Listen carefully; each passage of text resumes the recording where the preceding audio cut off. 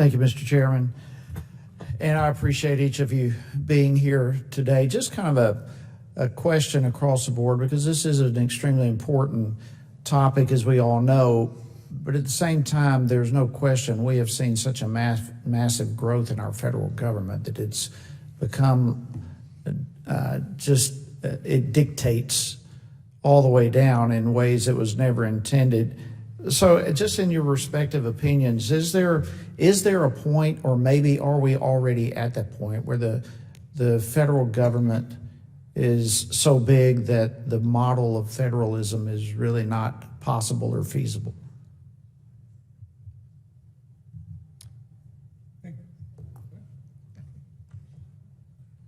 One of the changes that occurred certainly over the last 2 or 3 decades has been the continued growth of the federal role in the federal system, chiefly through grants and aid and regulations.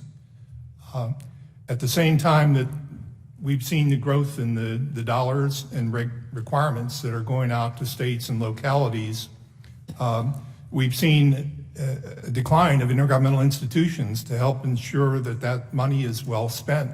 Those regulations serve the intended purpose and don't add burdens and costs. I think a question at this point is, can the rate of growth be sustained, and should it be sustained? Well, that's not my question. That is a question. That's not my question.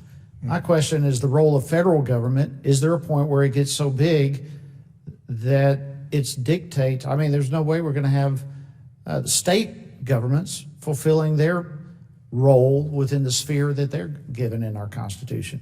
Please be quick. I want to move forward. 4 Ds could change things. In terms of the federal role, demographics, we're a graying nation, we're living longer, we're taking advantage of entitlement programs, defense commitments, deficits, and debt. Raise the question of, can this role be sustained? And if not, who's going to shoulder the responsibility? Will it be states? Will it be local governments? And if the answer is perhaps or yes, how are they going to do the job? Who's going to kind of sort out responsibilities and figure out who does what? Let me hear from others. Ms. Girton. Yes, sir. Before I was at the National Academy of Public Administration, I served in the Department of Labor and ran a grant-making agency. And one of the things that surprised me was how complex the space of federal agencies that were involved in the veterans programs were. And we didn't even know which other agency was involved. So as you speak about the growth of the federal government, I think it doesn't obviate the need for more federalism. It increases it, but at the same time, we've got to do a better job at the federal level in the interagency process of sharing and collaborating on particular topics so that we get a streamlined federal approach, and then we engage our state and local partners so that there's a better collaboration to deliver outcomes. Okay, Mr. Chase, real quickly. I can't speak to the size, but I can also echo the complexity that of the federal investments we get today, they could be much more efficient. The challenge for counties in particular, if you think about our 3,000 counties, 50% of the American population lives in 140 plus counties. The other 50% live in 2,900 counties. And the ability for those rural communities to tap into the federal government is becoming increasingly difficult. Sure. Yeah, I mean, but even more difficult in all of this is what the Constitution enumerates, the powers of the federal government. It's only like 18 areas. Everything else is to be left to the states and to the people, and we're not seeing that. We are so far outside our constitutional jurisdiction here on the federal level, and we continue to swallow up more and more and more authority all along the way. Has there ever been an example where the federal government has taken in authority that they were not supposed to have and then they relinquished it back? I'm not aware of that happening.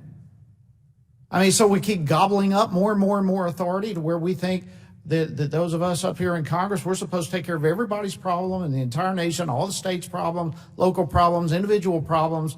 We become the daddy figure of everyone. And my question is there a point that we have grown this thing too big that we can't get back to the constitutional roles of the states? I fear for that. And we've got to get back to that. This is what makes this country so powerfully unique from every other country in the world. And yet we are trampling the very thing that protects our freedoms and guards us from being swallowed by our federal government. Mr. Chairman, I would just say, and Congressman, one of the biggest issues facing county governments is our county jails have become hospitals. And one of the issues right now is you actually lose access to federal benefits, including CHIP for juvenile, VA benefits, and Medicaid. Under the 5th and 14th Amendments to the Constitution, we would argue you shouldn't lose those at arrest. You should lose them post-adjudication.